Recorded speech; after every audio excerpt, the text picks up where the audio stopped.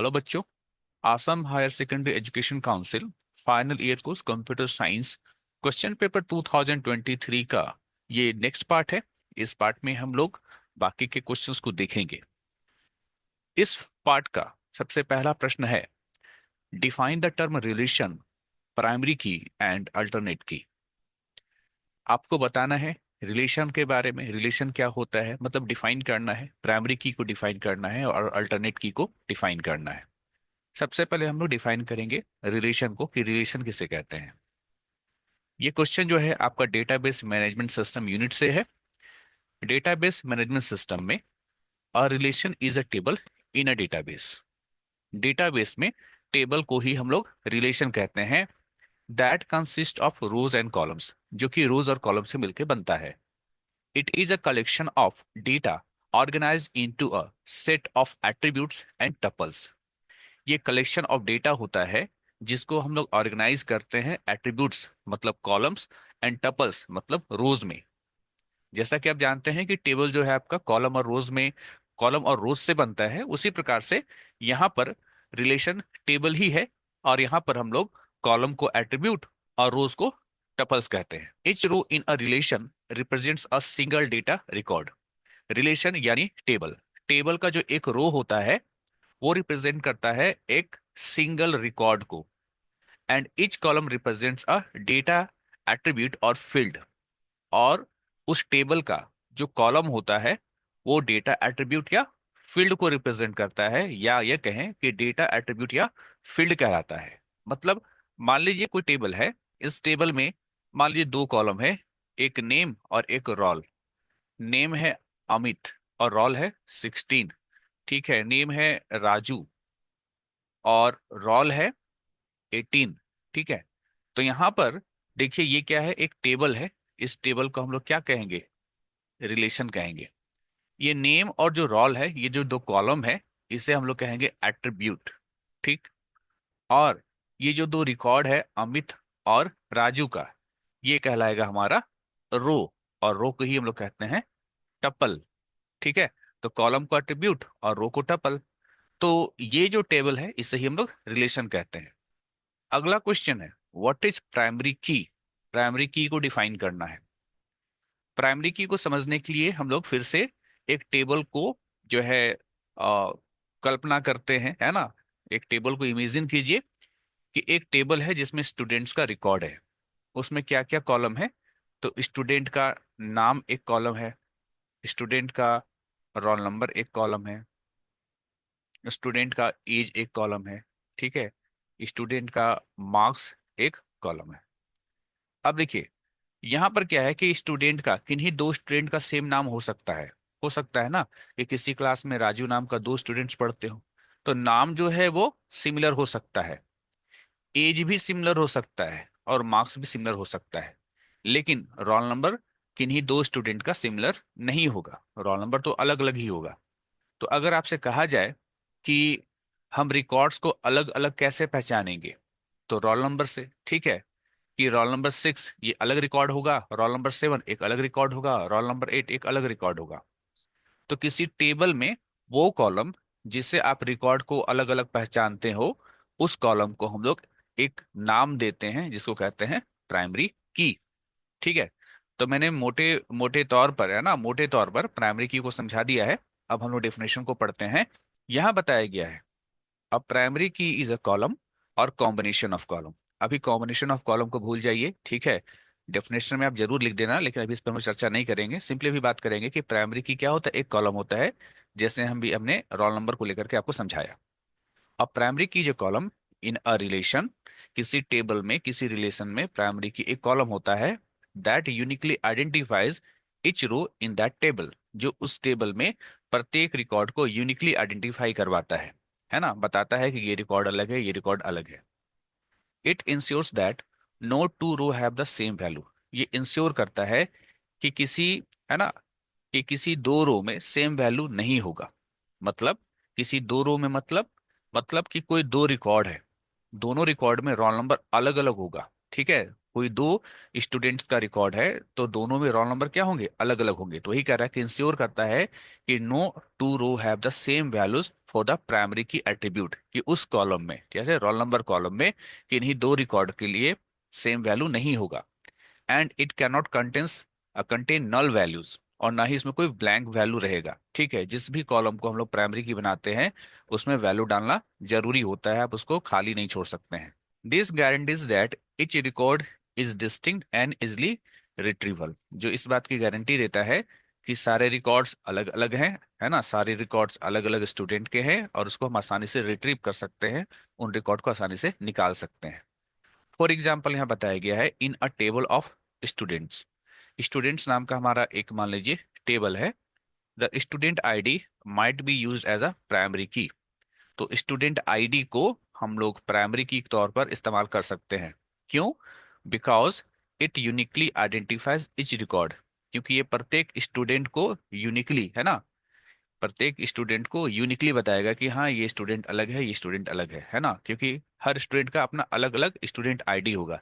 तो अलग अलग स्टूडेंट आईडी होगा जिससे पता चलेगा कि हाँ अलग अलग स्टूडेंट्स हैं। अगला आपको डिफाइन करना है व्हाट इज अल्टरनेट की। अल्टरनेट की क्या होता है? अल्टरनेट की को समझने के लिए हम लोग ऐसे समझ लेते हैं, जैसे मान लीजिए किसी भी, है ना, किसी भी स्टूडेंट से संबंधित रोल नंबर एक डेटा हो सकता है, और स्टूडेंट आईडी भी क्या हो सकता है, डेटा हो सकता है। अब मान लीजिए क्लास 10 के बच्चे हैं। अब क्लास 10 के बच्चे हैं तो सभी का रोल नंबर, है ना, 50 बच्चे हैं। क्लास 10 में कितने बच्चे हैं? 50 बच्चे हैं। तो 50 बच्चों का रोल नंबर अलग अलग होगा, 1 से 50 तक। उसी तरीके से 50 बच्चों का जो स्टूडेंट आईडी होगा वो भी क्या होगा, अलग अलग होगा। अगर हम ये कहें कि प्राइमरी की, तो आप रोल नंबर को भी प्राइमरी की के रूप में इस्तेमाल कर सकते हैं, और स्टूडेंट आईडी को भी प्राइमरी की के रूप में इस्तेमाल कर सकते हैं। तो यहाँ पर ये दोनों कहलाएंगे कैंडिडेट की। ठीक है, कैंडिडेट की कहा जाता है उन कॉलम्स को जो कि प्राइमरी की बनने के लिए एलिजिबल है। ठीक है, तो ये दोनों के दोनों प्राइमरी की बनने के लिए एलिजिबल है। हमने क्या किया कि इन दोनों में से रोल नंबर को प्राइमरी की बना दिया, ठीक है, और स्टूडेंट आईडी को प्राइमरी की नहीं बनाया। तो जिस भी कैंडिडेट की को आपने प्राइमरी की नहीं बनाया उसे ही हम लोग क्या कहते हैं, अल्टरनेट की कहते हैं। ठीक है, जिसको आपने प्राइमरी की बनाया नहीं, बन सकता था, बनाया नहीं, उसे हम लोग क्या कहेंगे, अल्टरनेट की कहेंगे। तो वही यहाँ आपसे पूछा जा रहा है व्हाट इज अल्टरनेट की। तो आपको फिर से मोटे तौर पर समझा दिया गया है। अब आप देख लीजिए कि इसका डेफिनेशन यहाँ पर क्या लिखा हुआ है। यहाँ पर इसका डेफिनेशन बेसिकली आपको बताया गया है कि an alternate key is an candidate key. Alternate key एक कैंडिडेट की होता है that could have chosen as primary key. ठीक है, जिसको प्राइमरी की के रूप में चुना जा सकता है ना, कुड है मतलब चुना जा सकता है, बट वाज नॉट, लेकिन उसको प्राइमरी की नहीं बनाया गया। ठीक है, तो कैंडिडेट की होता है जो प्राइमरी की बन सकता था लेकिन हमने उसको प्राइमरी की नहीं बनाया है। ठीक है, तो उस कॉलम को हम लोग अल्टरनेट की कहेंगे। In other words N alternate key is a column और कॉम्बिनेशन ऑफ कॉलम्स। ठीक है, कॉम्बिनेशन ऑफ कॉलम को फिलहाल इग्नोर कीजिएगा। ठीक है, तो अल्टरनेट की एक कॉलम होता है that can uniquely identify a record, जो किसी रिकॉर्ड को यूनिकली आइडेंटिफाई कर सकता है, but it is not selected as primary key, लेकिन हम लोग उसको मान लीजिए प्राइमरी की नहीं बनाए। अ टेबल में है मल्टीपल अल्टरनेट की बट ओनली वन प्राइमरी की। किसी टेबल में बहुत सारे अल्टरनेट की हो सकते हैं लेकिन प्राइमरी की केवल एक और केवल एक ही होगा। एग्जाम्पल यहाँ बताया गया है, for example in the students table both student ID and email address, student का आईडी भी और प्रत्येक स्टूडेंट का ईमेल एड्रेस तो अलग अलग होगा। ठीक है, तो स्टूडेंट आईडी और email address could uniquely identify each students, है ना, आप स्टूडेंट आईडी से भी स्टूडेंट्स को अलग अलग पहचान सकते हैं और ईमेल एड्रेस से भी स्टूडेंट को अलग अलग पहचान सकते हैं। If student ID is chosen as the primary key, मान लीजिए हमने स्टूडेंट आईडी को प्राइमरी की बना लिया, then email address would be considered as alternate key, तो हम लोग ईमेल एड्रेस को अल्टरनेट की समझेंगे। अगला प्रश्न है स्टेट 3 एडवांटेजेस ऑफ एसक्यूएल। आगे के क्वेश्चन का आंसर बताने से पहले एक बात बता दूं, आपके आसाम बोर्ड में क्वेश्चंस, ठीक है, बहुत सारे क्वेश्चंस जो है ऑप्शनल्स रहते हैं। मतलब 10 क्वेश्चंस दिया रहेगा और आपसे कहेगा 5 बनाओ। ठीक है, और क्वेश्चंस रिपीट होते हैं। ठीक है, 2023 का बहुत सारा क्वेश्चन 2024 में देखने को मिलेगा, 2024 का बहुत सारा क्वेश्चन आपको 2025 में भी देखने को मिल सकता है। ठीक है, तो इसलिए 1 या 2 साल का केवल PYQ कर लो, आसाम बोर्ड के लिए कोई दिक्कत की बात नहीं है। अब चूंकि समय कम है और अगर आप सोचते हैं कि प्रोग्रामिंग्स पे कुछ करना है, तो प्रोग्रामिंग्स के लिए मेहनत करने से अच्छा है कि आप जितना थ्योरेटिकल पार्ट है उसकी तैयारी करें। प्रोग्रामिंग करने के लिए समय चाहिए होता है, ठीक है, और वो समय जो है अंतिम समय में उतना रहता नहीं है। तो जो बच्चे साल भर से पढ़ाई कर रहे हैं उनके पास तो समय है, लेकिन जो बच्चे साल भर बिल्कुल भी नहीं पढ़े हैं और एग्जाम के 1 महीने पहले या 15 दिन पहले पढ़ाई शुरू करते हैं, तो उनके लिए थोड़ा सा प्रोग्रामिंग छोड़ दें तो ज़्यादा बेहतर है। वो सारा थ्योरेटिकल डेफिनेशंस जितना कुछ होता है उसकी ही तैयारी करें तो ज़्यादा अच्छा रहेगा। चलिए आगे बढ़ते हैं। State 3 advantages of SQL. SQL के 3 एडवांटेजेस बताइए। पहला है ease of use. Ease of use का मतलब होता है इस्तेमाल करने में आसानी। एसक्यूएल इज जो है एक स्टैंडर्ड लैंग्वेज होता है विथ सिंपल सिंटेक्स। ठीक है, एक स्टैंडर्ड लैंग्वेज है जिसके सिंटेक्स यानी जिसके रूल्स सिंपल होते हैं। That is easy to learn and use, जिसको सीखना आसान है और जिसको इस्तेमाल करना भी आसान है। It allows users to perform complex operations like querying, updating and managing data with straightforward commands such as select, insert, update and delete. ये कहता है कि यूजर जो है वो कॉम्प्लेक्स ऑपरेशन जैसे कि क्वेरी करना, अपडेट करना, डेटा को मैनेज करना, ये सारे काम बड़े ही स्ट्रेट फॉरवर्ड कमांड से आसानी से कर सकते हैं। स्ट्रेट फॉरवर्ड मतलब एकदम सिंपल कमांड। ठीक है, ऑपरेशंस तो कॉम्प्लेक्स है, लेकिन जो आपके कमांड्स होंगे वो कमांड्स बड़े सिंपल है, जैसे कि सिलेक्ट है, इंसर्ट है, अपडेट है और डिलीट है। ठीक है, पहला जो हो गया वो हो गया ईज ऑफ यूज। दूसरा एडवांटेज है प्लेटफॉर्म इंडिपेंडेंट। इसमें कहा गया है SQL is supported by almost all major relational database management system. SQL लगभग सभी जो मेजर जो मुख्य रिलेशनल डेटाबेस मैनेजमेंट सिस्टम है यानी RDBMS है सबके, है ना, सभी इसको सपोर्ट करते हैं। जितने भी मेजर RDBMS है सभी के द्वारा एसक्यूएल को सपोर्ट किया गया है। जैसे कि माई एसक्यूएल, ये भी एक RDBMS है ना। Post grey SQL, oracle SQL server, SQL light, है ना, ये सभी क्या है RDBMS है। और ये जितने भी RDBMS है ये सभी एसक्यूएल को, है ना, स्ट्रक्चर क्वेरी लैंग्वेज इसको क्या करते हैं, यूज करते हैं, सपोर्ट करते हैं। दिस मेक्स इट, है ना, it highly portable and usable across different platform and system. तो डिफरेंट प्लेटफॉर्म हो या डिफरेंट डिफरेंट सिस्टम हो, ठीक है, सभी के लिए ये पोर्टेबल है, सभी में इस्तेमाल करना ये आसान है। अगला जो एडवांटेज है वो ये बताया गया है इफिशियंट डेटा मैनेजमेंट। ठीक है, डेटा मैनेजमेंट करने में सक्षम। SQL enables efficient handling of large volume of data. SQL जो है वो लार्ज वॉल्यूम ऑफ डेटा यानी बहुत ज्यादा अमाउंट में जो डेटा है उसको बड़ा आसानी से या कह सकते हैं कि हैंडल करने में सक्षम है। ठीक है, इफिशियंट है, लार्ज वॉल्यूम ऑफ डेटा को हैंडल करने के लिए इफिशियंट है। It provides powerful tools for data retrieval, manipulation, aggregation, making it possible to perform operations like filtering, sorting, grouping, and joining data from multiple tables with ease.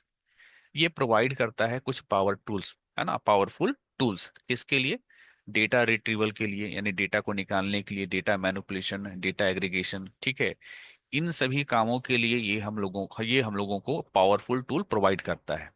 इससे possible हो पाता है कुछ ऑपरेशंस। ठीक है, इन टूल्स की मदद से पॉसिबल हो पाता है कुछ ऑपरेशंस, जैसे कि डेटा को फिल्टर करना, डेटा सॉर्ट करना, डेटा ग्रुप करना, डेटा ज्वाइन करना। ठीक है, मल्टीपल टेबल्स के बीच में, यानी मल्टीपल टेबल्स के बीच में ये सारे ऑपरेशंस आप बड़ी आसानी से कर पाते हो। तो डेटा मैनेजमेंट जो है काफी इफिशिएंटली ये करता है।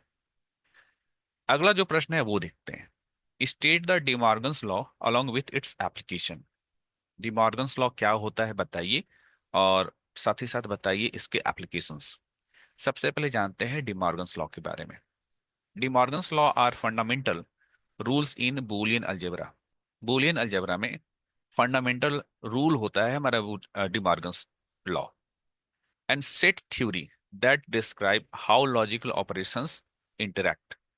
डिमॉर्गन्स लॉ फंडामेंटल, है ना, डिमॉर्गन्स लॉ फंडामेंटल रूल होता है बूलियन अलजेब्रा का और सेट थ्योरी का, जो डिस्क्राइब करता है कि किस प्रकार से लॉजिकल ऑपरेशंस किए जा सकते हैं। They are use to simplify logical expressions and are stated as follows. इसका इस्तेमाल लॉजिकल एक्सप्रेशन को सिंप्लीफाई करने के लिए किया जाता है, और ये इस प्रकार से बताया गया है कि डिमॉर्गन्स लॉ किसे कहते हैं। फर्स्ट लॉ ये कहता है कि ए प्लस बी का होल कंप्लीमेंट, आप इसको ऐसे भी लिख सकते हैं, ए प्लस बी का होल कंप्लीमेंट बराबर ए का कंप्लीमेंट इंटू बी का कंप्लीमेंट। ये पहला लॉ है। दूसरा लॉ क्या है वो देखिए। दूसरा लॉ ये कहता है कि ए इंटू बी का होल कंप्लीमेंट बराबर ए का कंप्लीमेंट जोड़ बी का कंप्लीमेंट। ये दो लॉ होते हैं। अब हम लोग बात करते हैं applications of De Morgan's law. De Morgan's law के एप्लीकेशंस क्या है। पहला, simplifying logical expressions in computing. Computing में लॉजिकल एक्सप्रेशंस को सिंप्लीफाई करने के लिए इसका इस्तेमाल किया जाता है। De Morgan's law are used in computer science to simplify logical statement in programming, database queries, and algorithms, making them easier to implement and optimize. De Morgan's law का इस्तेमाल कंप्यूटर साइंस में लॉजिकल स्टेटमेंट को सिंप्लीफाई करने के लिए, है ना, logical statement को सिंप्लीफाई करने के लिए होता है। ये लॉजिकल स्टेटमेंट आपको कहाँ कहाँ पाए जाएंगे, प्रोग्रामिंग में मिलेगा, आपको डेटाबेस क्वेरी में मिलेगा, एल्गोरिदम्स में मिलेगा। ठीक है। और इस प्रकार से आप बड़े आसानी से चीजों को इम्प्लीमेंट कर सकते हैं और ऑप्टिमाइज कर सकते हैं। दूसरा इसका एप्लीकेशन है digital circuit design. In digital electronics में De Morgan's law helps simplify and design logic gates. ठीक है। तो डिजिटल इलेक्ट्रॉनिक्स में डिमॉर्गन्स लॉ की मदद से आप लॉजिक गेट्स को सिंप्लीफाई भी करते हैं, डिजाइन भी करते हैं। अगला है database query optimisation. When constructing queries in SQL. SQL में जब आप क्वेरीज कंस्ट्रक्ट करते हैं, एसक्यूएल में जब आप क्वेरी बनाते हैं, या अदर डेटाबेस सिस्टम्स, या किसी दूसरे डेटाबेस सिस्टम में, या तो एसक्यूएल में आप क्वेरीज कंस्ट्रक्ट करते हैं या किसी दूसरे डेटाबेस सिस्टम में, तो De Morgan's law can help transform queries with not and or for better clarity and efficiency. तो जो डिमॉर्गन्स लॉ होता है वो हमको हेल्प करता है क्वेरीज को ट्रांसफॉर्म करने में। ठीक है। ट्रांसफॉर्म करने में किसकी मदद से, नॉट एंड और की मदद से, जिससे हमारा जो है क्लैरिटी बढ़ता है और इफिशियंसी बढ़ता है। तो ये इसका क्या था, एप्लीकेशंस था। अगला जो क्वेश्चन है वो पूछ रहा है describe the use of Karnaugh map. Karnaugh map क्या होता है। ठीक है। इसके यूज को, बेसिकली इसके यूज के बारे में आपको बताना है, क्या होता है नहीं, बेसिकली इसका यूज क्या है ये बताना है। Use of Karnaugh map. सबसे पहले हम लोग कर्नप मैप के बारे में थोड़ी सी जानकारी दे देना होगा। ठीक है। उसके बाद हम इसके यूज के बारे में बात करेंगे। A kernel map or K-map is a graphical method used to simplify Boolean algebra expressions. K-map एक ग्राफिकल मेथड होता है जिसकी मदद से आप किसी बूलियन अलजेब्रा एक्सप्रेशन को सिंप्लीफाई करते हैं। And design efficient logic gate circuit, और आप डिजाइन करते हैं डिजिटल लॉजिक सर्किट्स को। It is a systematic way of minimising logic expression without the need for complex algebraic competition. ये एक सिस्टमैटिक तरीका होता है किसी भी लॉजिक एक्सप्रेशन को मिनिमाइज करने का, जिसमें आपको कॉम्प्लेक्स अलजेब्रिक कंप्यूटेशंस करने की आवश्यकता नहीं होती है। ठीक है। यानी किसी भी लॉजिक एक्सप्रेशन को सिंप्लीफाई करने के लिए बिना किसी कॉम्प्लेक्स लॉजिक कंप्यूटेशन के ही आप के मैप की मदद से सिंप्लीफाई कर सकते हैं। एप्लीकेशन एंड यूजेस ऑफ के मैप।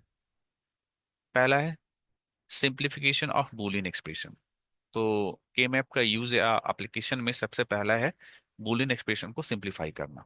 के map helps reduce Boolean expression to their simplest form by grouping adjacent cells representing logical one, min term और जीरो यानी मैक्स टर्म।